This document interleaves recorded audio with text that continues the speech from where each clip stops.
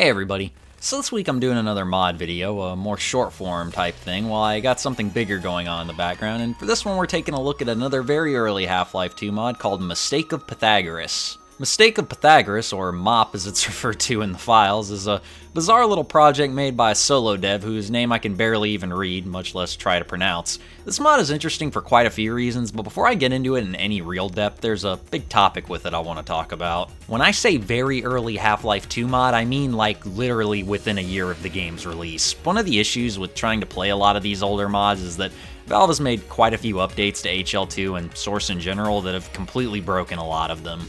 Mistake of Pythagoras is very much one of those mods that didn't really survive these updates. Because of this, I ran into a lot of issues with even just trying to play the damn thing.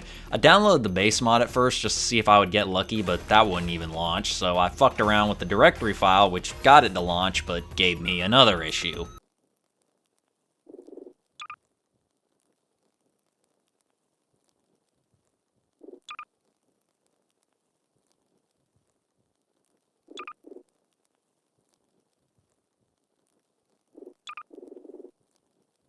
Yeah, hard to play a game that apparently has no levels. I downloaded some patch, which I don't think was even made by the original author of the mod, and I was able to actually load into it, but that gave birth to another issue.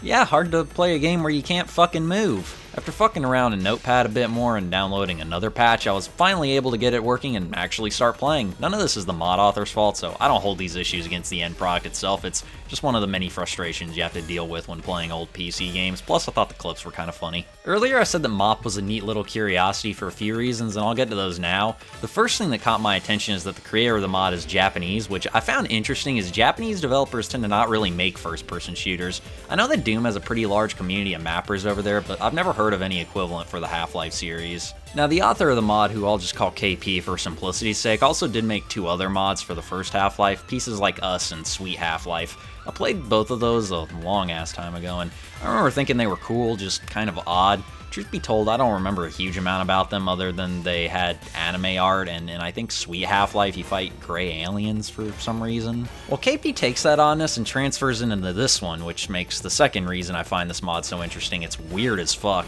The setup is that humans and the Combine have some kind of alliance, with I guess the Combine being a conventional military and humans forming some kind of citizens militia. This little partnership seems to be going pretty well until some kind of teleportation experiment goes awry, because do they ever go right in this series? Anyway, things go wrong and numbers start falling from the sky, just big bold-faced numerals crashing down on top of shit, which is followed by a hostile invasion from these giant metallic shapes and ghost man acts. If you're already lost, don't worry, because I think you're supposed to be. The third reason I find this mod so interesting fits kind of well here. Like I said, this is a really early mod for HL2, so the source engine was brand new to everyone.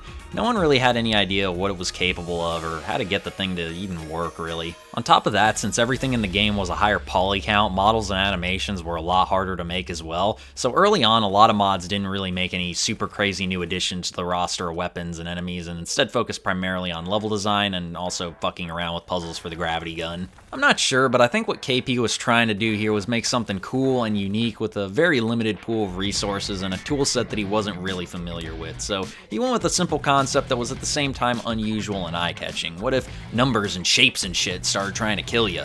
Well, it's definitely different than most other mods, that's for sure. One other thing that's really distinctive about MOP is the levels. You start out in the familiar staging of City 17, but the game very quickly transitions to more surreal locales. These weird Greek villas, areas where the architecture is all fucked up, some backroom style place that looks like that episode of Edda and Eddie where reality breaks down. There's some neat and inventive shit in here. The mansions especially have this marble texture that kind of reminds me of Greek busts, but I have no idea if that's what KP was going for. Speaking of Greece, the use of numbers as a recurring visual motif in the mod makes sense because the whole thing is named after Pythagoras, a philosopher and mystical religious leader from ancient Greece. He's interesting for several reasons, but he's most famous for the Pythagorean theorem, some mathematical shit about triangles that apparently we're not even sure if he's the one who came up with it or one of his followers. Pythagoras is also notable for his several theological differences from other public figures in Greece. The common doctrine concerning the afterlife at the time was the netherworld, which was supposed to be ruled by Hades, but Pythagoras actually taught a view that was basically the Western equivalent to reincarnation. In his view, every living thing has a soul, which can incarnate as either a human or an animal. Because of this, he actually assigned the same moral status to animals that he did to humans, arguing that they're technically the same species from a spiritual perspective, so killing an animal was basically the same as killing a human.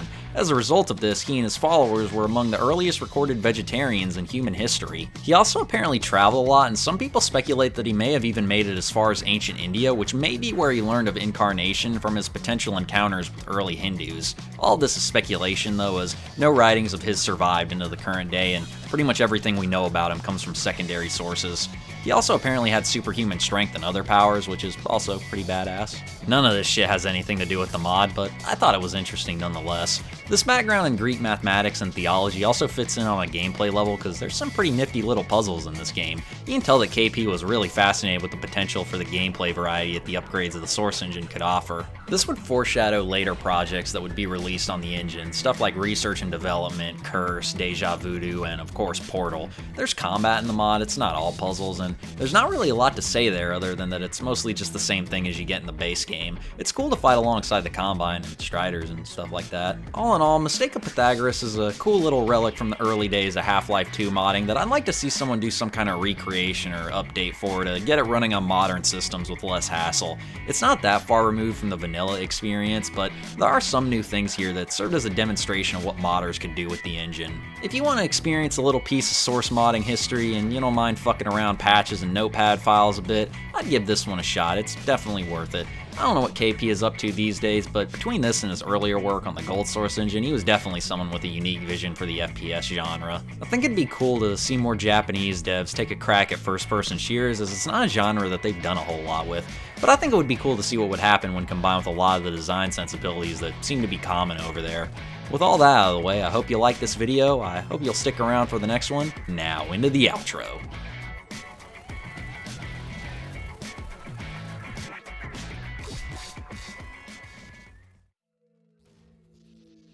Hey everybody, if you made it this far into the video, I just want to say thanks. It means a whole lot.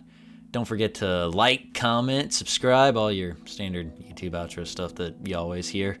And other than that, I'll see y'all in the next video. Goodbye.